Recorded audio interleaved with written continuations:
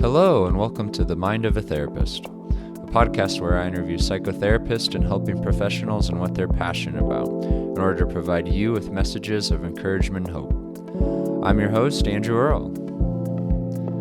The Mind of a Therapist is sponsored by Psychological Counseling Services, healing hearts and transforming lives. Look into our intensive at pcsearl.com. In today's interview, I interview Adeola Quintero. Adeola is a student therapist, writer, relational care enthusiast, racial healing researcher, and woman of color advocate. She is currently undergoing supervision at Regis University in Colorado Springs and is passionate about de-stigmatizing mental health for minorities and people of color. So without further ado, here's my interview with Adeola.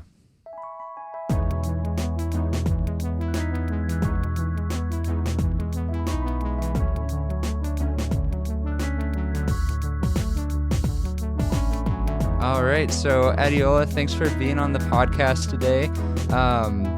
We're going to be talking about race, racism, and therapy. And I was wondering, you have this wonderful Facebook Live, and I hope people will check it out at some point. And you talked about you gave this house metaphor for describing racism, and I was wondering if you could start off by describing that to our listeners. Yeah, sure. The Facebook Live I did was a while back now, probably about like a month and a half ago or so.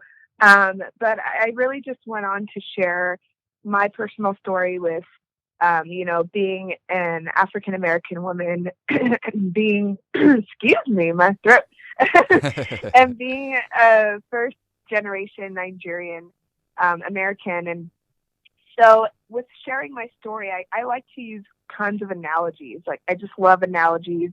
I love metaphors, and that's like where I gravitate. Yeah. And so in order to describe the effects of racism and discrimination and kind of what that looks like for people that are unaware or maybe are, saying that, racism doesn't exist and everything's fine now. Like, we had a black president, we're all good. Yeah. I kind of use this analogy of like a house, and it really had to do with like us all as, a global, society being quarantined with this virus. And now we are kind of having to confront these systemic issues and underlying issues that have been there all along, but we haven't really had time to pay attention because we've been so busy, And so I use this analogy as like, we're all in this house together, like the entire planet is like in this house together. And in this house, there are different rooms that different people live in, right? And so in one room, you might have like indigenous people. In another room, you might have white individuals. In another room, you might have Latinx individuals, or, just different ethnicities and races. And so in one room, there's like the black individuals and African Americans, and they go through this traumatic event, right? This incident in their own room, but nobody else knows about it because they don't live in that room, right? And so they, tell everyone in this room that's like, hey, like, there's this horrible thing that happened. Like, I use an example of like this really bad smell. Like, if you're like a teenager and you left a sandwich under your bed, after a while, it's going to start stinking, right? If you don't take care of it, you don't like throw it out. So this bad thing happened, and that group is saying like, hey, like, there's this thing we got to address. Like, we need to take care of it. And they're going out of the room to tell everyone else about it in the house. And then everyone else in the house is like, well, I don't smell it. I don't see it. I don't know what you're talking about. Like, I don't think it exists. And if you do think it exists, why don't we just, sweep it under the rug, here's some air freshener, take care of it, and we're all good, right? Well, not really. After a while, that thing starts to smell even more. And then I use this analogy as like, with the virus, everyone was literally quarantined in their homes. So imagine now, instead of being able to go in and out of your house and, do everything you want to do, now you're locked in the house. And so the smell that was in this room is now starting to leak into the entire house. And now everyone's like, oh my goodness, but do you smell that? Like, what's going on? Like, oh my gosh, like, I didn't know it was so bad. And now they're confronted with this ugly thing that's been there all along, but they haven't been faced with it because they haven't been in such close quarters with it. And so I would kind of relate that to what social media has done to these issues of racism, discrimination, is that it's really highlighted and kind of there's this explosion of knowledge and explosion of coverage and footage and videos and posts and hashtags. And it's like all overwhelming. And there's lots of people that are like, I didn't know that this issue was still this bad. Like, that's the thing I've heard the most about just the social injustice and just the racism, is that a lot of like my white friends and people that I know are like, I didn't know it was still this bad. Like, you guys really went through so much. And it's like, yeah, Yeah. we tried to tell you, but no one really listened or cared. And so that's kind of what has happened in our society as of late. Yeah. Well, thanks for sharing that. And I know when I first heard that analogy on your Facebook Live, it was it was a very important reminder for me as a white person. You know, I've had a number of experiences in my life with Black friends where I've had that glimpse into that room, you know, and but it was just a really good reminder for me that it's just I don't live with that reality, you know, and that's what privilege is, right? You know, I don't have to live in that room every day, and I think that's just such an important reminder. You also talked about like three things, like three postures that like white people can take to support people of color. Would you mind sharing those? Yeah, I think I was talking about just like, because I had a lot of individuals asking me, well, what can I do? Like, now that I'm fully aware of what's happening, what's like the next step? What do I do? How do I talk to people? Like, where can I donate? Like, they just wanted to take action. And I'm like, that's awesome. Let's take action. But before we do that, let's, talk about, the approach of how you maybe want to go about this. And so the three like recommendations I kind of gave for individuals that were really looking to take action is, don't take action at first. And I know that's like, wait, what? Don't do anything. And so my advice to them was to, first of all, just sit with everything that you're hearing, because it's a lot. And there's a lot of traumatic stuff. And there's a lot of shame and guilt around these issues. So just sit with it. And that probably comes from like the therapeutic background, is with sitting with emotion and sitting with difficult things, because that's not natural for us. We want to fix it. We want to feel better.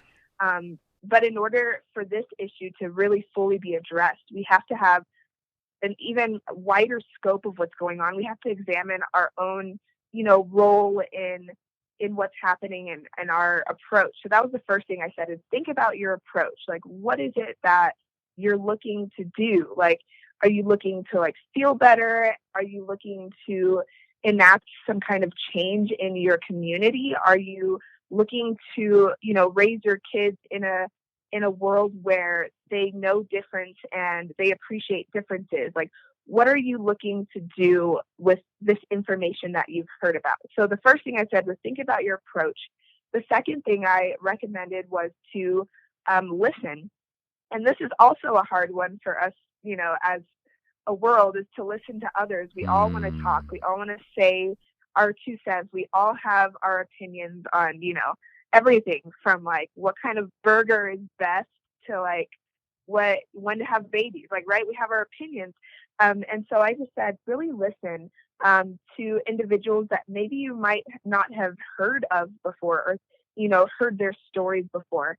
And that was part of the reason why I wanted to share my story, was to give people an opportunity just to listen, right? Like, you're hearing about these traumatic events from, strangers that you don't know, but what about the people you do know? Like, talk to your family about, what, racism or discrimination they've encountered in their own lives and how those facets have, affected them. Really listen to what's going on.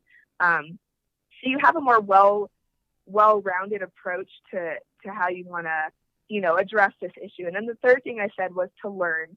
And that's also can be difficult as well. I've noticed, lately it's so easy to just reblog, repost everything someone else is saying. It's much harder to like pick up a book and do the work yourself. But it's often when we do that work ourselves and we just take time away and we, just do a little more learning and research on our own terms that we can really be confronted with our own internal issues and what can be conflicting for us personally. And so I said, learn, because what might be difficult for you is probably not difficult for someone else. So the fact that sometimes we want to generalize everything to everyone and say, well, this is exactly what we should do. And if you're not doing that, like, you're wrong, right? And it's like, no, like, everyone has different experiences. And that's a beautiful thing about, being a human being, is like we all have these different experiences. We all take things in differently. We receive things differently. We interpret them differently. So really learn, like, what for you is hard for you. What do you want to grow in? Where do you want to be challenged? What, areas of your life do you want to be expanded? Because it might look different from someone else.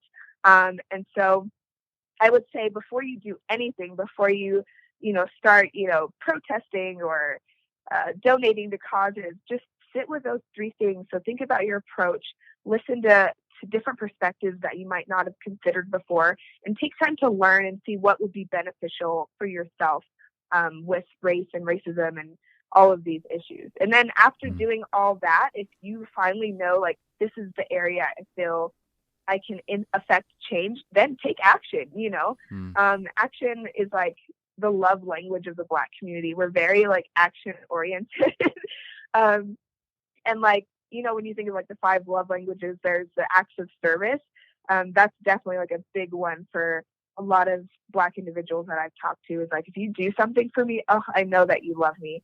And so definitely take action, and it looks different for different people. Sure. And so I would say do those 3 things, because it can be overwhelming to want to tackle everything at once.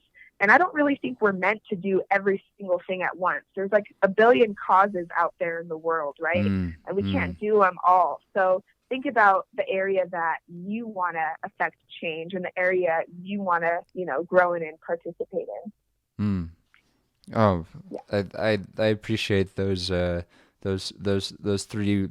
postures so much, and that piece of action too. I think you also mentioned in the Facebook Live, like, looking at local community too, in terms of that, like, action piece. And do any ideas come to mind in terms of like how you've seen people like offer support through that action in local communities? That's a great one. With taking action, a lot of us want to go to like the very top, like, let's go to the top of this issue. And that can be difficult because there's a lot of hoops you probably have to jump through. There's a lot of things you have to do, but the area that probably also needs the most help and the area that you can have the most influence is within your local communities. So I know voting is so important. And I have a cousin, he works for the NAACP, and he's a managing organizer. And so he helps spread the word about voting and its importance. And so even think about at the local level, local government, who's running for, those different positions, what do they stand for? Because in your local community, that's where you're going to be affected by things, by laws, by, different statutes and things like that.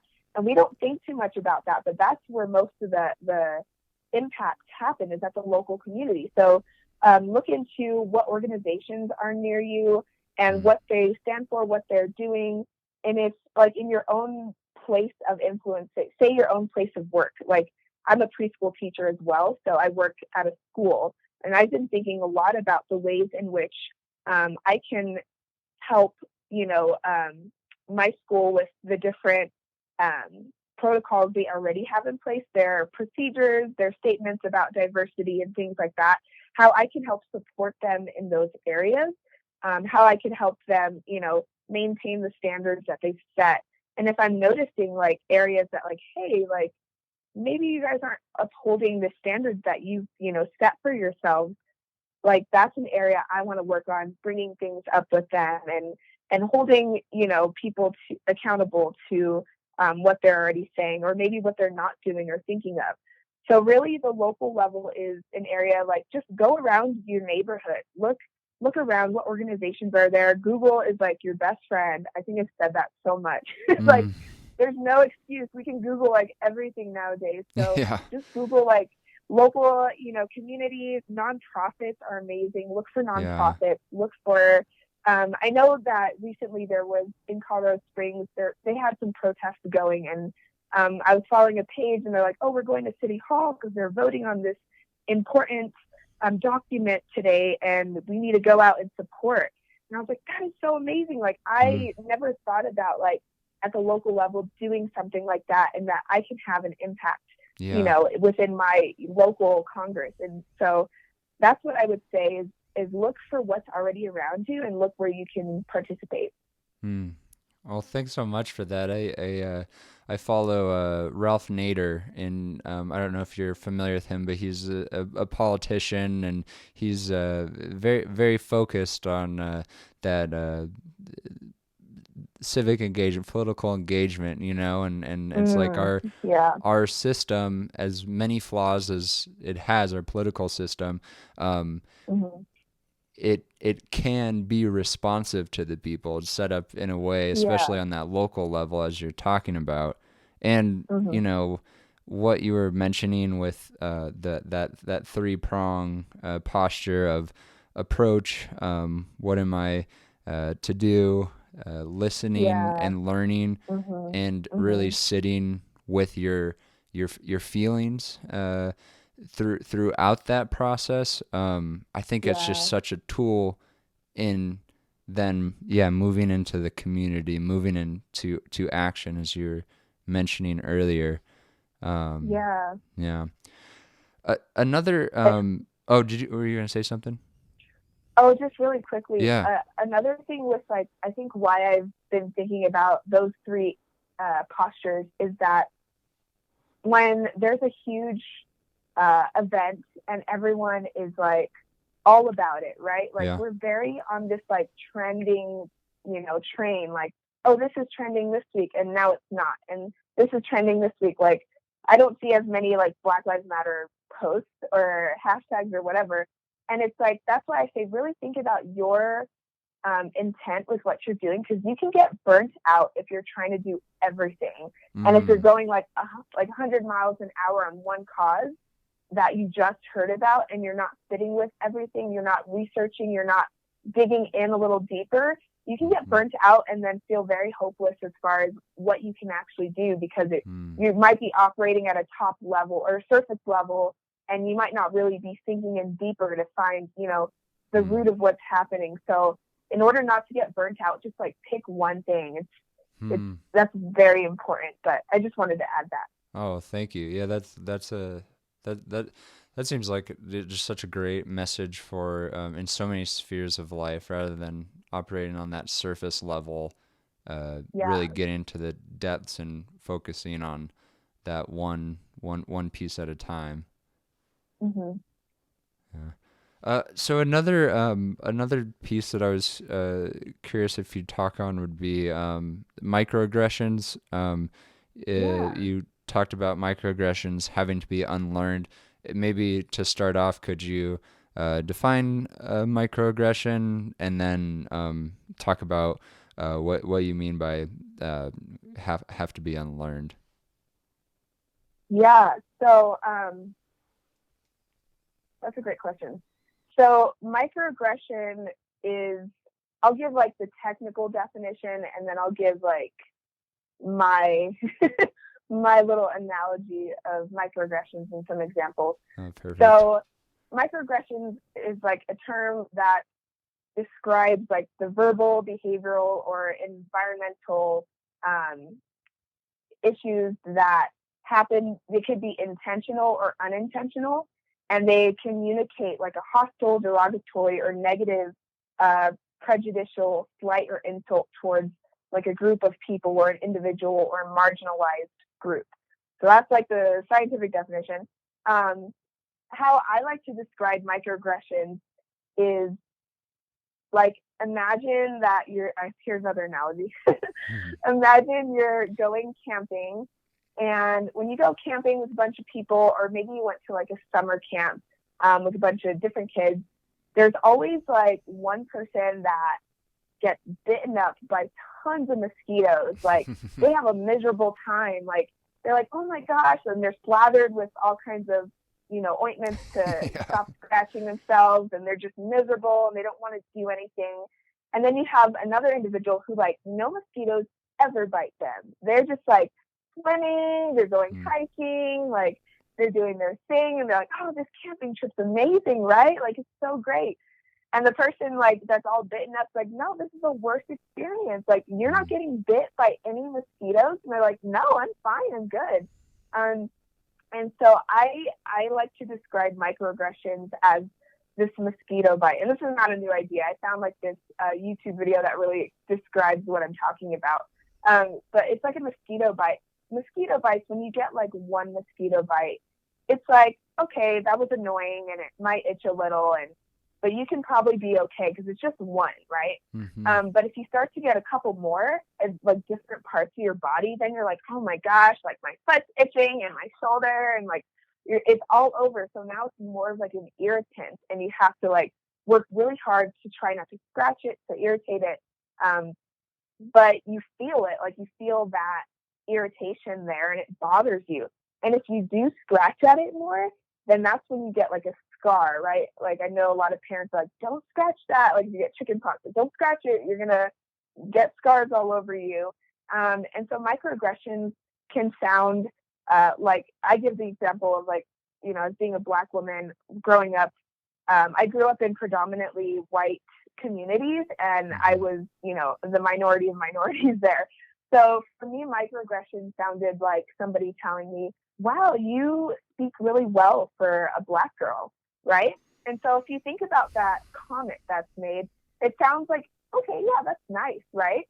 But there's like this underlying layer that's so like insidious, right? So telling someone you speak really well is like, that's fine. That's a fine compliment to say. But the part that makes it a microaggression is for a Black girl.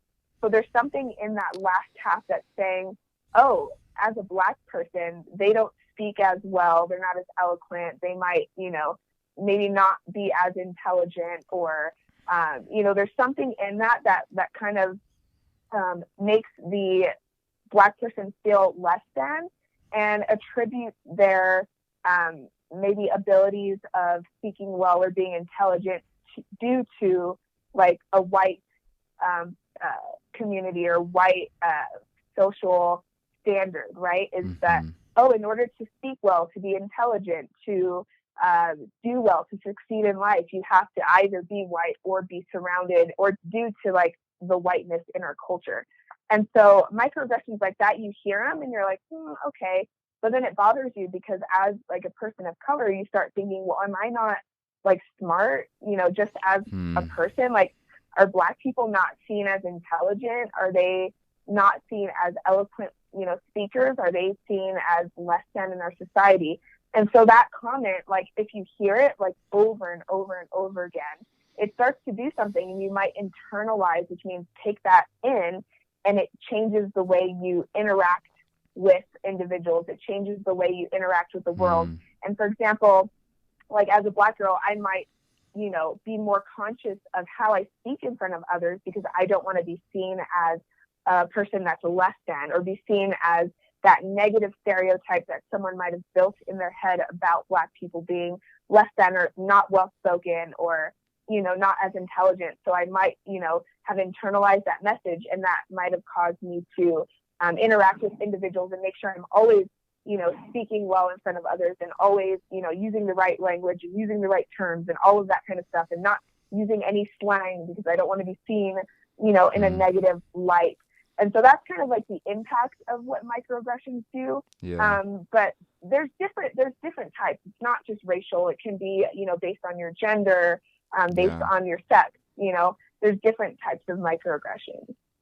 Yeah. Well, yeah, thanks for that explanation. And then so yeah, and talking about like how to um unlearn microaggressions, Hmm. how to maybe unlearn internalized racism that you were talking about. Yeah. Hmm. What are some ideas you have for people who are in therapy and maybe for therapists as well as there's a confronting this Yeah. internalized racism? Yeah, definitely.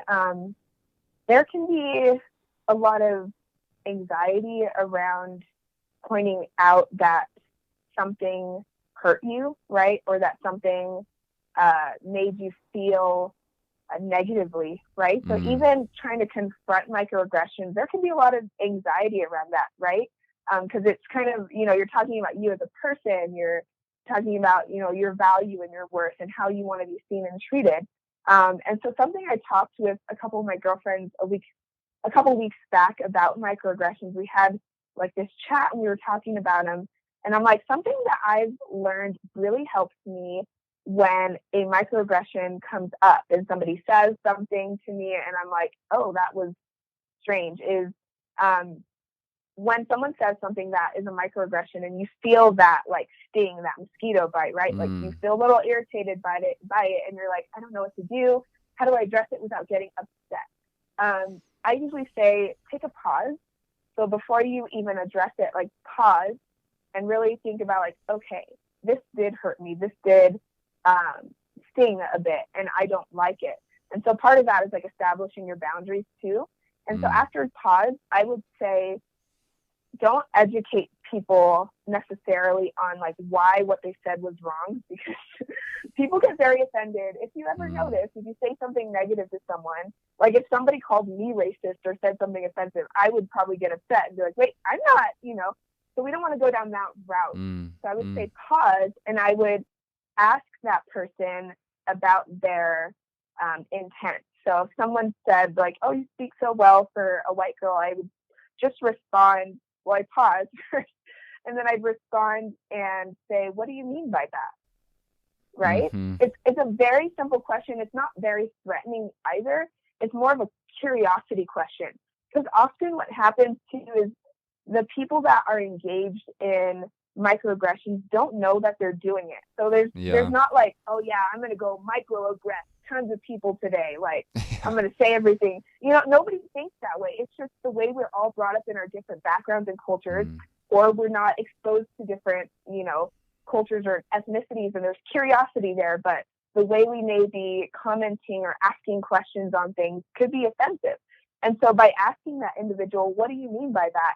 That then allows them to sit with what they just said. mm, Because often what happens too is we say a lot of things throughout the day. We don't necessarily think too much about what we're saying. We just say things, right? So sometimes we don't even know why we're saying something.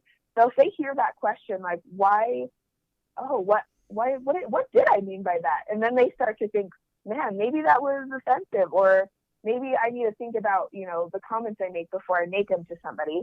And then that allows for a more genuine conversation between those two individuals about their differences and about, you know, their social constructs mm, and what they believe to be true and their values. It gets very deep, you know.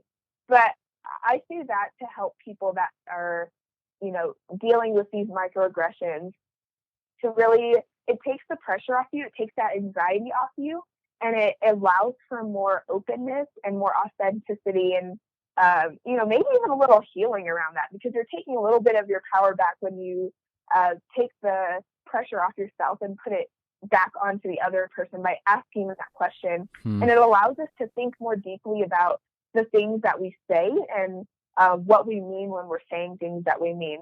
So I would say for individuals that are confronted with microaggressions to practice that, and kind of a mindfulness technique, right? To pause and to sit with what you're feeling and what's coming up for you.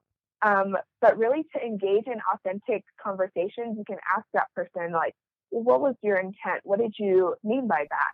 And you'd be surprised with, what they say, or, what they probably never thought about.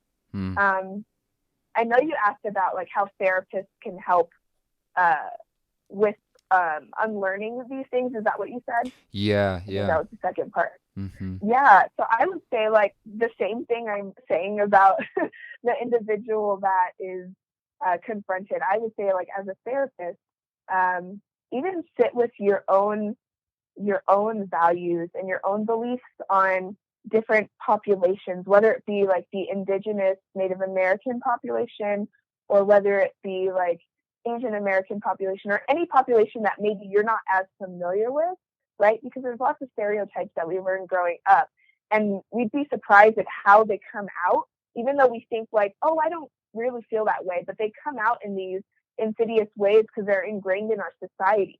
So sit with the beliefs that you have about different people and different individuals. And I would even say this for even for minority cultures, or people of color, that sit with differences from like the white community. What do you think about them? What negative stereotypes do you hold about them, right? So I think it's like a spectrum. It goes like both ways. So when I talk about, unlearning things, it's also for the other side too. I think there's like this idea that like, oh, if you're a person of color, like you can't be racist, or you can't be offensive to other people. And it's like, no, you can hold some biases, on the other end as well. So it really works on both sides to sit with the things that you've learned and realize what you have to unlearn. And just sit with that information and start to kind of, when it comes up, start to react differently to it, and just, approach it that way. Absolutely. Sitting with what you've learned, and often like what comes to mind for me is those uncomfortable emotions that might be, as you've talked about, that might be associated with some of those learnings, and using guilt as a tool maybe in those situations to unlearn things that you've learned throughout your life that you've taken for granted. Yeah, definitely. Yeah, I had so many thoughts as you were talking. So much you're speaking on really resonated with me. And one thing I just wanted to mention was, as you were talking about how people of color might respond to like someone who makes a microaggression. I don't know if you're familiar with Daryl Davis. He's got a TED Talk and a lot of material online. He's a black musician who decided to talk with a number of KKK members, and what I was really drawn to with how he approached those conversations is it was so like post-oppositional. It was just this like he as you're talking about, he realized like this, just the blatant racism. It wasn't even microaggressions with these KKK members, but just acknowledging that and engaging in a conversation with them where they could then move to a space where I think dozens, if not hundreds, of KKK members he's talked to have given up their robes, and like some KKK members who were really high, like grand dragons, like gave up their robes to him and denounced the KKK. And I'm so inspired by that posture. Yeah, that's amazing. It's so funny when you approach people and think about like the intent of what you want to bring up, and not being argumentative and confrontational, but really you want to know like about them and you're curious about them. It really lets down so many guards, and you can actually have an authentic conversation when you genuinely want to learn about their perspective. So Mm. yeah, that's beautiful. Absolutely. And one thing that you also mentioned, I'd be curious to hear more about was you talked about not placing the burden on Black friends to educate you about racism. It kind of goes with what you're talking Yeah, about there earlier, with like taking that initiative yourself to do the work yeah, as a white person or even a person of color, to yeah, educate yourself. Will you talk more on that? yeah. This was something that had come across, especially with uh, the murder of George Floyd and everything that just spiked out of that. And there was a lot of questions, a lot of someone like, give me the answers, give me, what do I do? Where do I go? Like, educate me. I don't know. And what to that I say, like, as as an adult, right? We have this opportunity to go out and seek, knowledge for ourselves as well, especially if you're like in the college community. There's lots of information available to you. Even if you're not in the college community, I know we have public libraries, we have the internet as well. Um, so there's a lot of resources available to learn about different issues, especially with like racism and discrimination. Um, I would say when you ask your friend who's like a person of color or a Black individual about like educating you with, well, what does this mean? And like, what's a microaggression, or what's the actual term for what's anti-racist, right? Those are kind of things, especially when you come with like big terms that you could easily like Google. Um, like you can literally pick up Google and put in what's like a microaggression, and like so much will pop up. I think what it comes down to is like the responsibility aspect, and taking responsibility and taking ownership over your own learning and your own education and knowledge. Um, I know that if you're a minor, there's a lot that's not up to you as far as what you can learn, and you're put into school systems, kind of put under what they're teaching you. But as an adult, or even as a parent, like you have so much available to you to learn, and when you place that responsibility on uh, a Black person to educate you about their experience, that can in itself be re-traumatizing. And Hmm. I say that because if you're asking somebody about, a traumatic experience, which racism is for many Black individuals traumatic because Yeah. they've gone through different events, and you're asking them to dive back into that trauma and tell you about their worst experience and Mm. tell you about, everything, and say they do that, and then at the end of all of that, you're just like, wow, that sucks, right?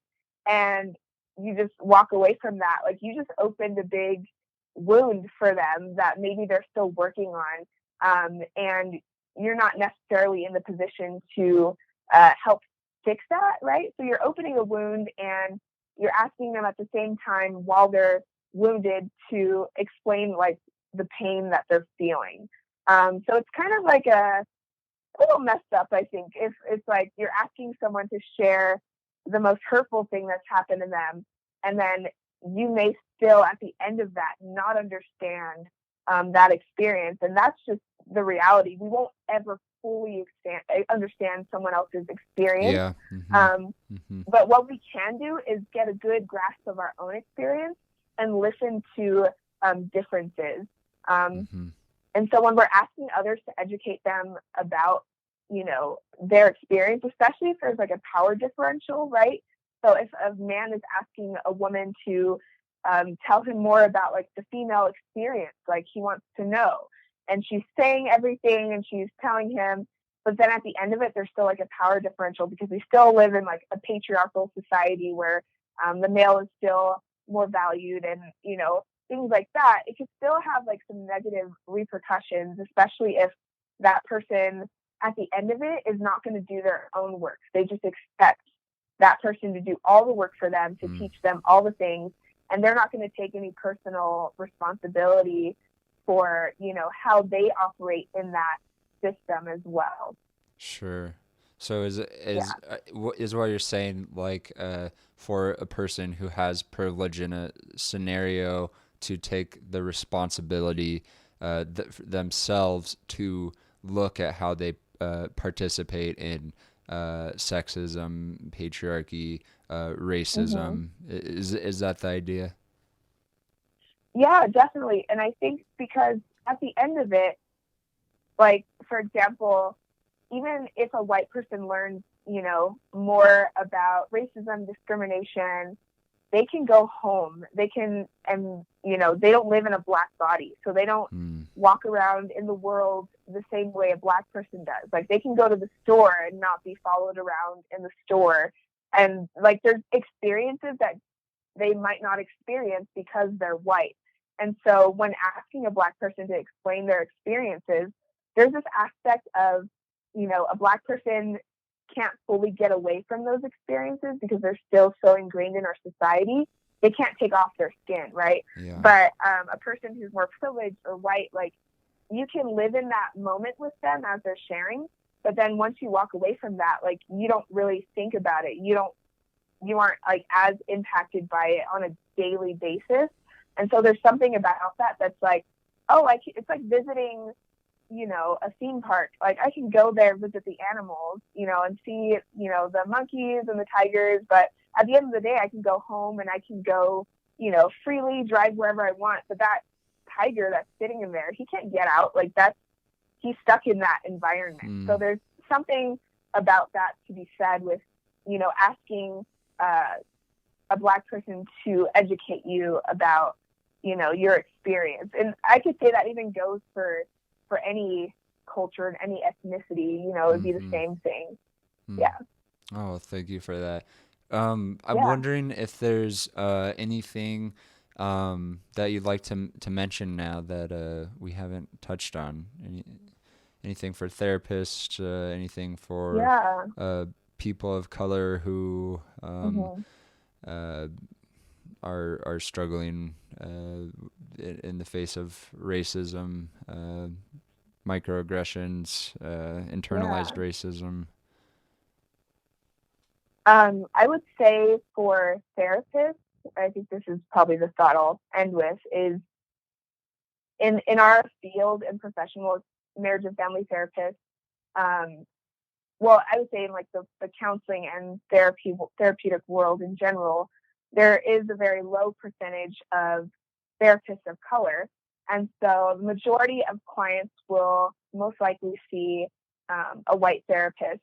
And so just knowing that and knowing that they're coming in with these experiences that are very different from a white person therapist experience, and that for them microaggressions might be a really traumatic thing, Mm-hmm. to really take seriousness in the things that they bring up in their sessions. So Mm-hmm. if they're saying like, oh, I was followed around in the store and I'm so frustrated and angry, give them space to process that. Like, don't let them brush that off, because for them, like, that's just one, mosquito bite sting of many. And it might, trigger something in them that they need to process. And they want to know that they're safe to share these experiences with their therapist, and that the racism and discrimination that they face is taken seriously, and um, that their therapist will help them, with that and processing that and learning even the little things, like I said, like to pause when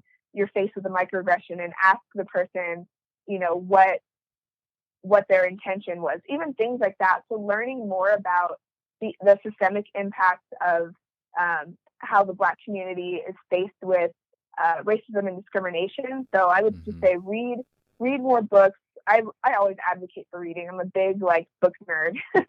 Like, read more books, listen to podcasts like this one, listen to different voices that maybe Mm-hmm. you haven't been as attuned to, so you can get familiar.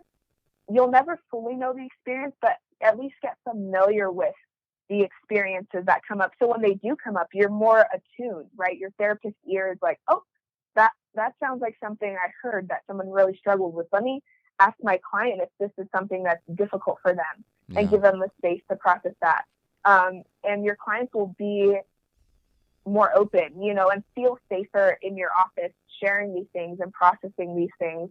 And it brings, healing, racial healing and things like that. So as a therapist, just continue to work on your cultural competency. Like, we'll never fully get it, we'll never fully reach it, but we can always be practicing cultural competency. And for myself too, there's lots of things I don't know that I'm still working to learn and to be better at. So my clients can feel safe sharing their racial traumatic stories, and to know that they can find healing as I'm working with them. So, yeah. Well, thanks for that. That'll be very Yeah. helpful for our therapist listeners. And in closing, the question I ask at the end of each podcast is, what's a message of hope that you'd like to leave the listeners with? Yeah. There's a lot. There's a lot of hopelessness right now, and a lot of just some darkness right out there in the world. But I would say within that darkness, there's always light. Like, there's always good. And I feel like social media just highlights the negative so much, but there's so much good still happening in the world. Like, not everything is hopeless. And so I would encourage, the listeners that especially if you're in a hopeless state with everything that's going on, look for the light. Look for people that are encouraging, that are building, that are motivating, that are, loving others. Look for those individuals. Look for those avenues, because it's so easy to get overcome with the darkness happening, but there is so much good happening in the world. And surround yourself with that goodness, and you won't let the hopelessness sneak in too much, but really just look for love in all areas that you can. Oh, what a great message to end with. If our listeners are interested in getting in touch with you, I know you've got a website that I've visited. I'll put that in the show notes. And there's, for just so the listeners know, there's, Adeola's talked about resources and books, and her website is just full of like great resources on the topic of racism. So will you share your website and then any other area you'd like to direct our listeners? Yeah, I had so much fun putting that resource page together. I'm a total knowledge junkie as well. So nice. My website's called Adeola Q. So it's ADEOLAQ.com. Really simple. And if you're still looking to find me, I'm also on Instagram. I try to post some therapeutic resources and psychoeducation on there as well. And my Instagram handle is at ADDIEQ. So it's ADDIEQ. And you can find me there as well. But yeah, this has been great. Oh, perfect. Yeah. Well, thanks so much for being on the podcast today. Yeah. Thank you for having me, Andrew.